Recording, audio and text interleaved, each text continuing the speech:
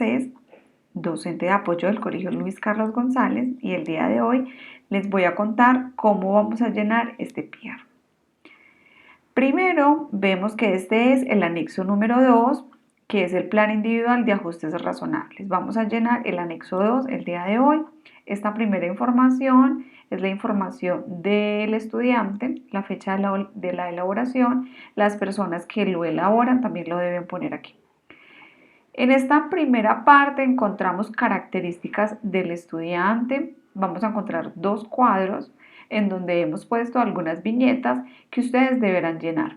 La recomendación puntual es que no vayan a borrar ninguna de estas viñetas, ya que la idea es ir alimentando esta información y lo podemos hacer en conjunto, un trabajo en equipo con los diferentes docentes, donde vamos a ir entre todos, vamos a ir poniendo la información que tenemos y también hay que tener en cuenta que esta información va a pasar como de un año para otro, ¿cierto? Con la promoción del estudiante, la idea es que esta información también nos sirva de insumo para los PR de los años siguientes.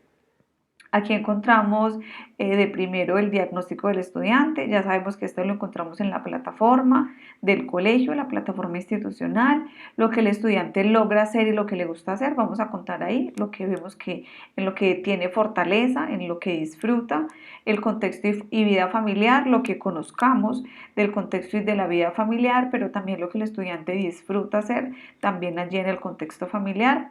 Sugerencias para el anexo 3, podemos poner ahí todo lo que ustedes creen en que la familia se debe comprometer para que este PR funcione. En esta siguiente casilla encontramos la primera casilla o la primera viñeta dice motivación. En esta, pues vamos a contar, este es el primer, digamos, lo primero que esperamos que el estudiante tenga para que haya un proceso de aprendizaje. Entonces vamos a dar cuenta si el estudiante está motivado, si el estudiante se le ve el interés durante la realización de las clases, durante la realización de actividades, bueno, lo vamos a contar ahí. El siguiente es la percepción, vamos a dar cuenta si el estudiante ve, escucha de manera adecuada, hay uso de gafas o de pronto hay alguna limitación a nivel físico para que el estudiante pueda percibir de manera adecuada.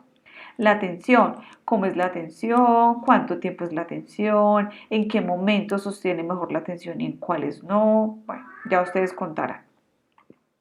La memoria. La memoria, vamos a contar allí si el estudiante recuerda la información vista o de pronto la olvida. Bueno, vamos a contar allí cómo es, qué logra recordar, cómo logra trabajar, cómo damos cuenta de que sí está memorizando. Procesos de razonamiento. Vamos a contar allí cómo es ese proceso de síntesis, de resolución de problemas, de argumentación, bueno, toda la información que tengamos. Las funciones ejecutivas, aquí les conté pues un poco cómo son las funciones ejecutivas para que podamos hacer una descripción mejor. Esto lo podemos borrar. Esto lo podemos borrar y ya ustedes cuentan cómo es, el estudiante tiene unas adecuadas estrategias para planear, los materiales, el tiempo, para realizar una actividad, la logra segmentar en pequeños pasos, logra saber que hay que establecer fechas o de pronto esas habilidades ejecutivas no funcionan también, lo vamos a escribir allí. Competencias de lectura y de escritura, vamos a contar cómo es esa lectura, cómo es esa escritura. Vamos a contar si hay, pues cómo es la lectura, si es silábica, si hay inversiones a la hora de escribir, si hay omisiones en la lectura, en la escritura, bueno, contamos todo esto. Motricidad fina y gruesa, lo que conozcamos. También aquí solicitamos a los profes de pronto de artes, de educación física, que de pronto pueden tener esta información más clara, que nos ayuden a llenar esta información, ya que la idea es poderla llenar en conjunto con todos los profes. Lenguaje y comunicación, el estudiante se comunica de manera adecuada o hay alguna limitación allí, lo vamos a escribir. Dominio de contenidos específicos, él presenta digamos, un desempeño esperado para la edad, para el grado que está cursando o no. Las relaciones socioafectivas, cómo son esas relaciones sociales con los estudiantes, con los docentes, con la familia, si lo alcanzamos a ver, a conocer. ¿Cómo es el proceso de adaptación? ¿Se adapta el estudiante o le cuesta adaptarse a situaciones nuevas, a grupos nuevos, a personas nuevas? Participación e inclusión social. Aquí la idea de lo que queremos saber es si el estudiante está siendo incluido en estas actividades, digamos, en conjunto con otras personas, en equipo, en las actividades que realiza el grupo, ¿cierto? Mirar si hay una inclusión social o de pronto el estudiante no está participando en estas actividades, entonces estaríamos hablando de una exclusión social. Bueno, aquí pasamos a la hoja número 2 del anexo 2 de los ajustes razonables. Entonces, aquí vamos a poner el nombre de la materia, del área, que corresponda. Aquí vamos a escribir los DBA del grado, pero entonces si trabajamos con objetivos ponemos los objetivos, si es con mallas ponemos las mallas, si es con desempeños, bueno, aquí vamos a poner lo que es del grado que está cursando, ¿cierto? Aquí todavía no hacemos ningún ajuste. Las barreras en esta siguiente casilla, en la casilla 3, vamos a darnos cuenta que aquí las barreras son del contexto, ¿sí? Aquí arriba también lo dice, barreras que se evidencian en el contexto sobre las que se deben trabajar. Aquí no vamos a escribir nada del estudiante, de su diagnóstico, de su atención, absolutamente nada, solamente del contexto. Entonces aquí vamos, les puse las diferentes barreras que pueden haber, pero ustedes pueden escribir las barreras que ustedes alcancen a ver, si son de tipo ambiental, si son de tipo social, si son metodológicas. Aquí les quiero contar que es muy importante identificar las barreras porque esta casilla está conectada con esta casilla. O sea, la casilla número 3, que es esta, está conectada con la casilla número 4, que es esta. ¿Por qué? Porque si yo aquí en esta casilla, les pongo un ejemplo pues como de los casos más complejos, hay ajustes en, digamos que ese currículo está siendo una barrera para el estudiante no está llegando, no está accediendo a los aprendizajes que están propuestos en ese currículo, quiere decir que aquí en este punto hay que hacer ajustes curriculares y por aquí está, ajustes, entonces son curriculares. Entonces si se dan cuenta, esta casilla, esta está conectada con esta casilla. Entonces, muy importante reconocer cuáles son las barreras para poderlas modificar. Por ejemplo, si yo en esta casilla de los ajustes estoy poniendo que el estudiante requiere una flexibilización en tiempos, en materiales, en la didáctica, quiere decir que yo estoy haciendo ajustes de tipo metodológico en materiales y didácticos. Quiere decir que aquí en esta barrera del contexto, en esta casilla, yo también voy a poner que hay ajustes didácticos, que hay ajustes metodológicos y voy a explicar por qué aquí esto es una barrera, voy a explicar cómo esto representa una barrera, cómo la didáctica puede ser una barrera, ya que el estudiante tiene un estilo de aprendizaje y de pronto por ahí la enseñanza no se está haciendo desde ese estilo de aprendizaje. O la metodología también puede ser, de pronto no esté ajustada al estudiante, ya sabemos que es la metodología la que se tiene que ajustar a los estudiantes y no el estudiante a la metodología, teniendo en cuenta pues las características del diagnóstico, ¿cierto? Entonces, identificar muy bien las barreras para poder aquí plantear cómo vamos a superar estas barreras. Entonces, lo primero que vamos a hacer es, vamos a poner aquí qué tipo de ajustes vamos a hacer, si metodológico, material, currículo, didáctico, tiempo, bueno, entre otros. Vamos a proponer aquí actividades desde el DUA, ¿cierto? Aquí les recuerdo que es el saber, saber hacer y el ser, que es la parte del conocer, que es la parte del hacer, que es la parte de la motivación. Y la idea es que describamos cuáles son las actividades que se van a desarrollar, que se va a hacer un trabajo con proyectos, que se van a ver unos videos de esta manera, que se van a hacer unos juegos en línea donde ellos dan cuenta de los aprendizajes. Vamos a dejarlo por escrito aquí. Y también es muy importante que dejemos claro cómo vamos a evaluar al estudiante y qué estamos esperando de él, o sea, qué es lo que nosotros esperamos que el estudiante cumpla finalizando el periodo y de qué manera lo debe cumplir. Porque al finalizar el periodo la idea es mirar, entrar y revisar si el estudiante cumplió con eso que se le pidió y podamos tener unas valoraciones de los estudiantes más objetivas con base en lo que ustedes escribieron aquí, ¿cierto? Lo que ustedes esperan del estudiante y cómo lo van a evaluar. Lo van a evaluar, no sé, a través de un proyecto, a través de una maqueta. Acordémonos de incluir en el DUA la parte que es el aprendizaje auditivo, visual y kinestésico. Entonces, que podamos también proponer actividades a partir de allí. También les quiero recordar que si hay que hacer ajustes en el currículo, eh, podemos utilizar desde la taxonomía de Bloom, aquí lo tenemos por escrito, o hasta la introducción curricular de otros grados, según amerite el caso, como por ejemplo en la discapacidad cognitiva.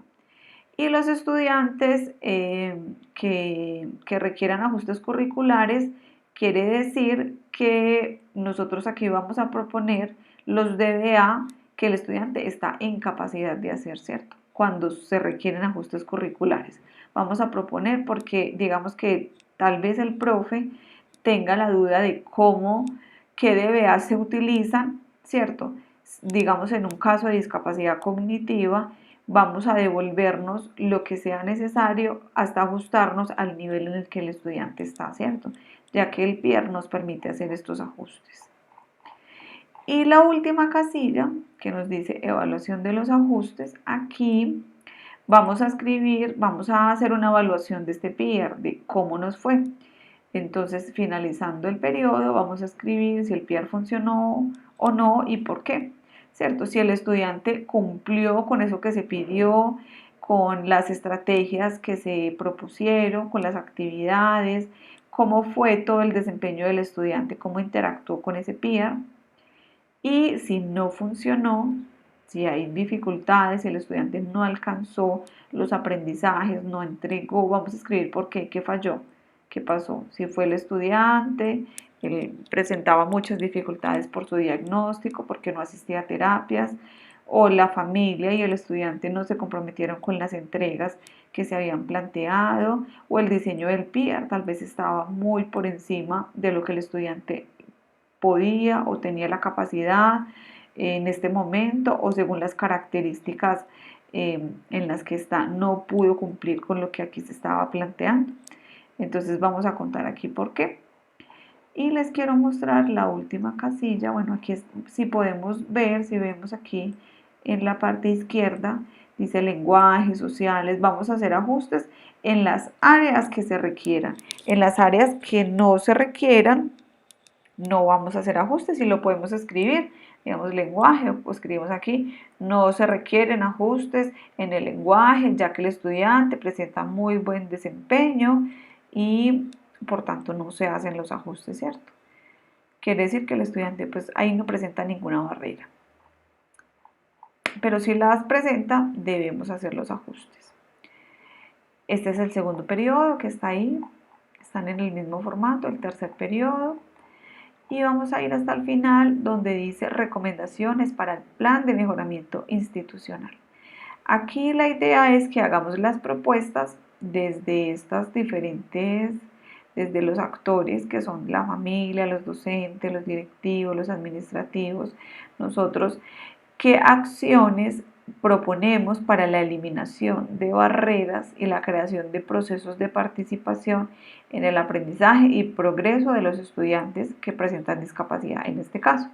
Entonces vamos a proponer qué acciones nosotros consideramos que se pueden plantear en todas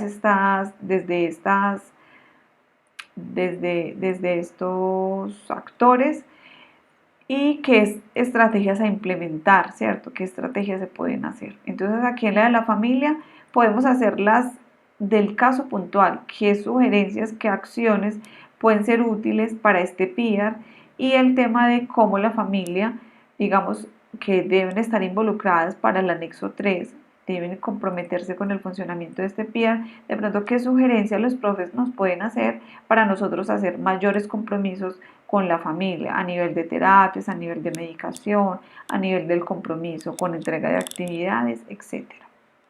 desde los docentes qué acciones se proponen. Igual esto lo venimos realizando hace ya varios años, creo que ya de pronto conocemos qué podemos poner aquí. Y recuerden que toda esta información se utiliza para hacer un informe con todas estas recomendaciones para el plan de mejoramiento institucional cada año. Entonces es muy importante que lo llenen también.